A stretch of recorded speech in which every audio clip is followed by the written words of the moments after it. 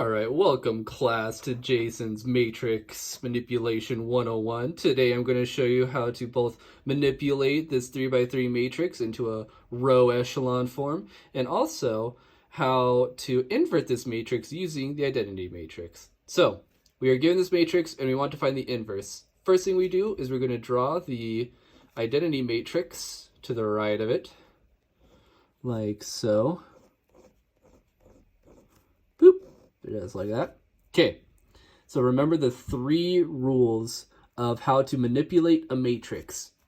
You can either swap entire rows, you can multiply an entire row by a number, or you can subtract and add one row from another.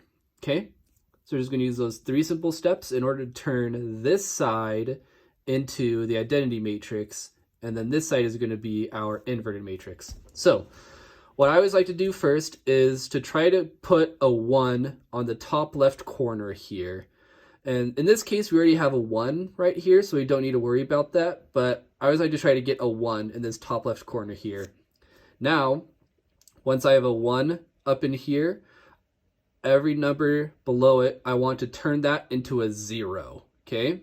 So to turn this number into a 0, we need to take this row and add 2 times this row, right? So if we do like this row, so -2 plus 2 times 1, so it's -2 plus 2 is 0, right? So now we have a 0 here. Oh, sorry, we have a 1 and a 0. Okay, this will still be 2 and -1. We're not going to be manipulating our top row right now. 1, 0, 0, right? So we multiply this row by 2, and then we add it to this row, okay? So we multiply this row by 2, so we'll get 4 here, and add it to 0, we'll get 4. Same thing here.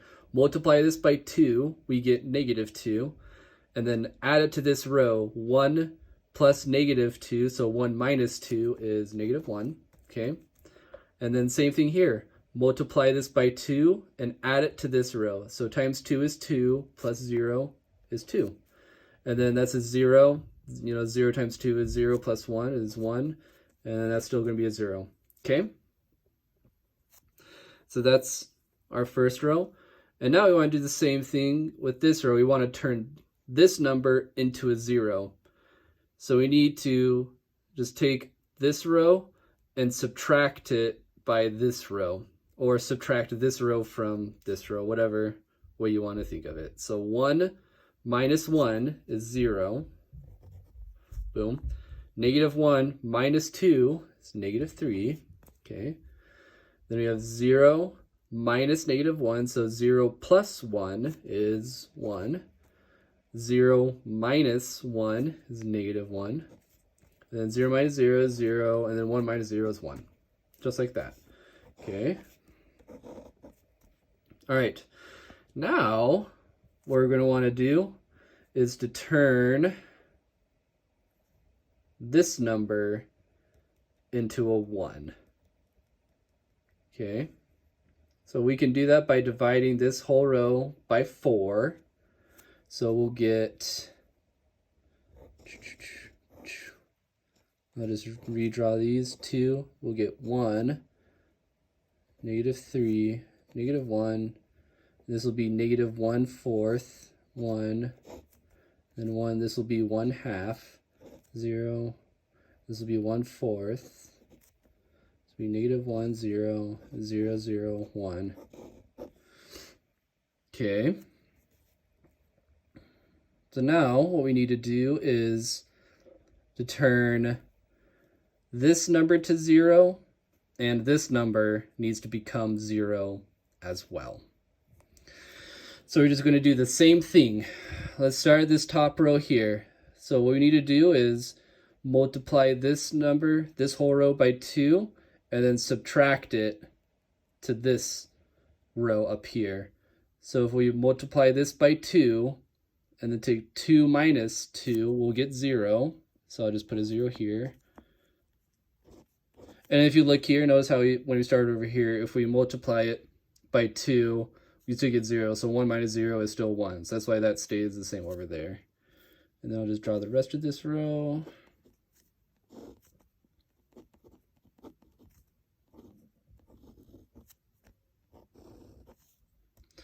All right, and then do the same thing here. So multiply this by 2. So we'll get negative 1/2. So we do negative 1 minus negative 1/2. So negative 1 plus 1/2, we'll get negative 1/2, right? So negative 1 plus 1/2 is negative 1/2 right there. Okay, same thing here. Times this by 2, we get 1. 1 minus 1 is 0. Times this by 2, we get 1/2. 0 minus 1/2 is negative 1/2. And 0 and 0, that's just going to be 0. And now we do the same thing with this row. So this is still going to be 0.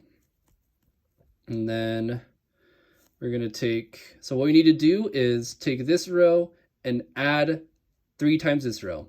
Okay, so 3 times 1 is 3. Negative 3 plus 3 is 0. Okay, so 1 plus negative 1/4, so it's 1 minus 1/4, is going to be 3/4. All right, so now negative 1 plus 1/2 is going to be a negative 1/2. All right, and then 0 plus 1/4 is 1/4, and 1 plus 0 is 1. Okay, we're getting close. We can see we have 2 columns that have been completed. So now we turned this into a 1, we turned the center into a 1, now we need to turn this bottom right into a 1. So we're going to do that by multiplying this row by 4/3. So you can see how 4/3 times this is going to equal 1. So I'll just draw this out here. So you have a 1, 0, 0, 0, 1, 0. We have a negative 1/2, negative 1/4, and a 1. Okay, then we'll have a 0, 1/2. So 4/3 times negative 1/2, we'll have negative over 3, and then 4 divided by 2 is 2, so negative 2/3 there. And then 1/4 times this is going to be 1/3. You can do that on your calculator. And then 1 times 4/3 is 4/3. And all these numbers are the same. A lot of fraction stuff, so I would definitely be using your calculator. And then, let me adjust this. There we go. Okay, so now the last step we need to do to turn this into an identity matrix is turn these 2 values into a 0. So let's start with this row. All right, this row is going to stay the exact same. So I'll just draw that down here, 0, 0, 1, negative 2/3, 1/3, 4/3. Okay, so if what we need to do to turn this number into a 0 is add, we're going to add 3/4 of this. So we're going to multiply this row by 3/4, right? Because if we multiply this by 3/4, no, sorry, we're going to multiply this by 1/4. Yeah. Because if we do negative 1/4 plus 1/4, that's going to equal 0. So multiply this row by 1/4 and then add it to this row. Okay. So 1/4, so negative 1/4 plus 1/4 is 0. And then these 2 numbers are going to be the same here, because these are all zeros down here. All right, so multiply this by 1/4. We're going to get we're going to get negative 1/6. So 1/2 plus 1/6, that's a calculator question right there. Let me just pull up my calculator real fast. 1/2 minus 1/6 is equal to 1/3. Booyah. Okay, same thing here. Multiply this by 1/4, so we get 1/12. So 1/4 plus 1/12. Let's look what it says. 1/4 plus 1/12 is equal to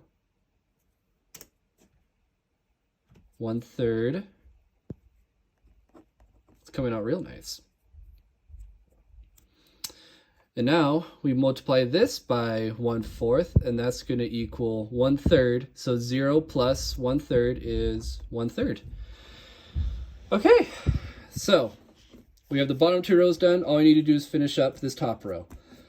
So to get this value equal to 0, we just have to multiply this by 1/2.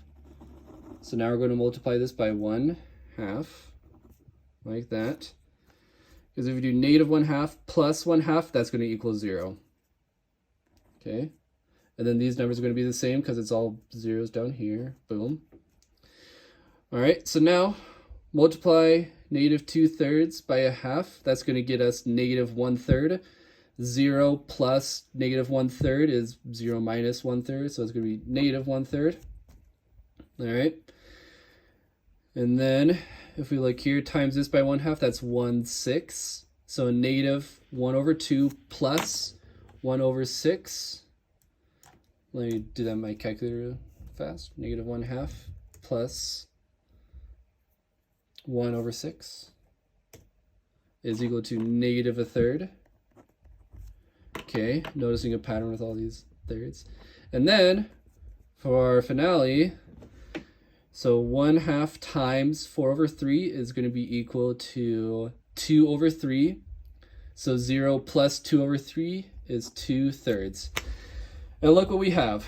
On the left, we have turned this matrix into the identity matrix. And now the identity matrix has turned into our inverse matrix. So our final answer, A inverse, is equal to negative 1/3, negative 1/3, 2/3, 1/3, 1/3, 1/3, negative 2/3, 1/3, and 4/3. So the trickiest part about all this matrix changing is just every tiny little integer step. So I would just be sure to use a calculator for all these so you don't make any multiplication or addition errors. And then just remember the goal. First, we want the top left corner to be a 1. Then we want everything below it to be a 0. Then we want the middle to equal 1. And then we want all the two other numbers to equal 0. Then we want the bottom right to equal 1. And then we want the top two numbers to equal 0. And as we follow those steps, that's how we get our identity matrix. And that's how we get our inverse. Hope this helps. Best of luck.